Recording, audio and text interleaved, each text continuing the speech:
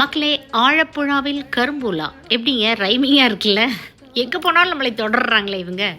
ஆமாங்க, அலப்பி போயிருந்தோம். ஆலப்புழா இந்த 2 days ரிசார்ட்டில் ஸ்டே பண்ணிட்டு மார்னிங் எழுந்திரிச்சு சரி ஒரு வாக் போகலாம், பீச்சுக்கு போகலாம் அப்படின்ட்டு போகும்போதே நான் பார்த்துட்டு இந்த காம்பவுண்டுக்கு மேலே கரும்புலா பழங்களோடு எட்டி பார்த்துட்டு இருந்தது. சரி வந்து பார்த்துக்கலான்னு பீச்சில் ஒரு ஆட்டத்தை போட்டு கேட்டு வேற பூட்டியிருக்கே, இதுக்குள்ளே எப்படி போகிறதுன்னு யோசிச்சுட்டு இருக்கும்போதே இதுதான் நேரங்கிறது. அதாவது உண்மையாக ஒரு விஷயத்தை தேடும்போது நம்மளுக்கு கிடைக்குங்கிறத இந்த இடத்துல நான் ஃபீல் பண்ணேங்க. சீரியஸாக சொல்கிறேன்.